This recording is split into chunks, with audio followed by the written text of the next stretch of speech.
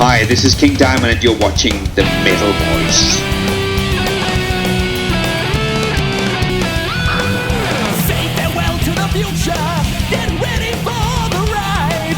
We're going down to hell tonight, so strap yourself inside. There's a glaring contradiction in your world that's made of glass. Something small can shatter it and nail you to the past. The road beneath your wheels, the madness that you feel. Oh, you will pay with your life. Welcome to another edition of The Metal Voice. Today on the show, the legend, probably one of the best voices ever in metal. The one, the only, the legend, Mr. King Diamond. King, what's going on? Everything's good, man. How are you doing? Great. Also on the show, as you know, Giles Lavery. Hey Jimmy, thanks for having me. Good to be here. Don't break the oath. It's been, I think it was September the 7th, I believe, 1984. The album was released. And it's a celebration of 30 years. Probably one of the best heavy metal albums ever to be made. That's a big thing to say, of course. Well, for me it is. Thank for me you it very is. much, man. Thanks. 30-year anniversary. Can you tell us some moments that you were proud of, or some memories, some great memories, or perhaps some terrible memories of the making of this album? We had done Melissa already in the same studio where we did Don't Break the Oath. And when we did Melissa, we had 7 days to do that. It was, I think it was 8 actually, 8 days total, yeah, for Melissa. And we had 12 days for Don't Break the Oath, so it was luxury back then, you know. But 8 days was enough to get things recorded and actually work in backing vocals and harmony guitars and all that stuff with Melissa. But we were not so involved. We knew what we would like, but the engineer did not want us in the control room. So what I kind of, the picture I get when I think about Melissa, because it's kind of the same picture that comes in with Don't Break the Oath as well, was it's like being at the dentist, sitting in the waiting room to be the next one called in. And it's like, it really annoyed me, I can tell you, to not be in there and see what he was doing. Great, good guy and all stuff, but it was the way he wanted to do it. I don't think he trusted us. I don't think he felt that we had enough experience, which we didn't at the time. Yeah. It was the same procedure when we started Don't Break the Oath. But it didn't take long before I said to him that he said, okay, yeah, you can leave now. I don't care what the others are doing, but I'm not leaving. So that would be your best moment and your worst moment combined there? No, the best moment was when I said that I'm not leaving. I don't know what the others are going to do, but I'm not leaving. I'm sitting here looking at you doing that stuff. I want to hear the differences when you touch those buttons there, you know. So will you put more reverb on that keyboard on the intro there? I want to hear it. And then I want to hear this, I want to hear that. And that was when it finally started, when we became involved in the actual mixing of an album, you know. Yeah. And it was much faster. We got much more done. Even though we had more time, you know, we got much more done. But back then, you know, that was, though it was great high point to be able to do more technical things like Nightmare, you know, the fade down and the fade back and the crazy stuff and all this. There was things were being done technologically that we had never dreamt of doing before. Yeah. You know, so you definitely feel like you were a step up on Don't Break the Oath, you know, and production-wise. I noticed there's a double King Diamond Best of due for release soon. Are you able to elaborate on what that contains exactly? It's the first time that you have the full career spanning on a Best of set. The old Best of sets that was done by Roland was straight over our head. We were never involved in them, you know. So This is first time we actually select songs and stuff. And we then got the opportunity to go in and it was supposed to be out in this summer, but because we didn't have our gear at the time that we felt we needed, and we needed to do something special to make it interesting to even do it, and that was to enhance it. I don't like very much the versions that are out, personally. I think they've been crushed to death. I think a lot of the dynamics, the original sounds have been squished, but because one of the main reasons I think that all the remasters were done, those gold remasters, was to get the songs better presented on radio. They were too low in the output. The old versions, the old when they first started putting out CDs, they were too low compared to what they became later. So that was a problem. But when you go in and just made them louder, the way they were made louder, where you just compress and limit them, you lose so many of the details. They are gone. Yeah. The dynamics are gone. You like I said, you crush them to death.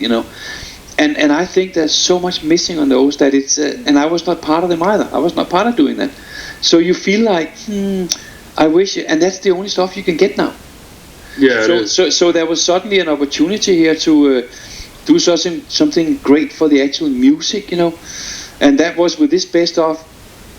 We went in with a new gear here and went all the way back before these Goldmasters for the Roland stuff, and enhanced what we could find of the oldest. So when you're listening to them, it is an 88 version of them. Abigail, for instance, is a 90 version from Japan, but it's listed inside what they were based on, the enhancements. So, but it's an 88 version for them, and you hear "Welcome Home" and "Invisible Guests" with bottom end for the first time. Excellent. And a bottom end that sounds right. We had so many different choices we could do, so we got the chance to do these the right way. But also going back before that, I started hearing things like, oh, that's right. What a relief to hear this. There's a theme in Invisible Guest where Andy is playing a guitar, and then it sounds like I can't tell on the Goldmasters whether it's a harmony guitar or keyboard or I can't quite hear. There's something doing a harmony. What we've done now, you can clearly hear it's Roberto Falcao playing a harmony on keyboards to Andy's guitar. It's those kind of things that's like, oh man, I knew we did that. I just couldn't pinpoint it, It sounds so much more, but it's just as loud. It's just as loud as the Goldmasters, but it has that clarity. And the old dynamics in there, And that goes also for on the Metal Blade side, the Give Me Your Soul, those two songs from that. Totally sound better. I mean, I have already told Andy, okay, you got to cut me when we get back from USA. I want all of these albums done with those settings we set up here. I want to hear all the songs with these settings because it sounds so much better, and in my opinion, it does. So it's very unique. You can call it remaster, whatever. I like to call it they are enhanced, because it's not like we took the last version there is and remastered on those. We went back before that, and. It's very interesting, I think. I want these albums to sound right for the future. I don't feel good about what they sound like, and I didn't do it, So it's like walk around with that kind of feel for a long time, and I don't want to say anything bad about anybody, but I don't think they sound right. In regards to your bypass surgery, I mean, it must. We know the nightmares. We've heard about the nightmares, what you went through, and how long you've been out as a performer. And being a performer, you got to perform, right? I mean, was it, and I've been in that situation too in my life too. I mean, financially, it must have been really challenging financially and frustrating at the same time to be, not well or recovering, and the bills are piling up and you want to do stuff, but you can't. I mean, was it challenging financially for you? I've not thrown my money away on unnecessary things in my life, so I'm okay. Right. I mean, it's just like that was not the things I was thinking of. I was thinking of trying to survive. First of all, I was trying to. The things that mattered to me was it was a great thing to be able to lift a big glass of water, be able to actually have strength to lift it.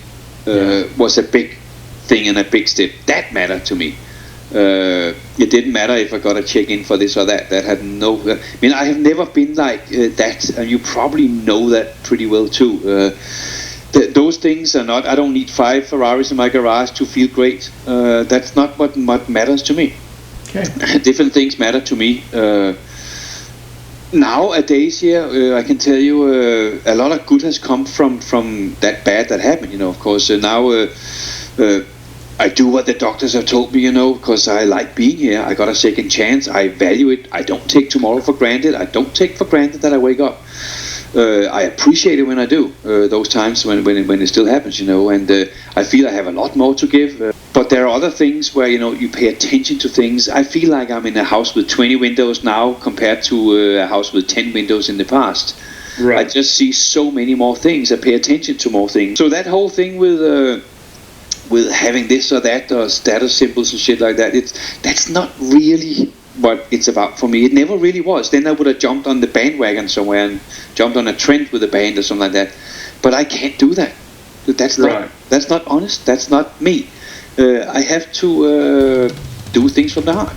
Do what I feel is right, you know, and that's what we have always done. And I know that we are only here because of all our fans, of course. We are not this super band that everyone has to buy because we are so great, you know. It is a two-way street. It'll always be a two-way street, and without each other, there's no fun. What's fun to play to no one, even if they paid you $1 million? I mean, what's the fun? You're not going to get the thrill. I can guarantee you that. Anyways, everyone, thanks for watching The Metal Voice. Thank you, King, for being on the show today. You are more than welcome, man.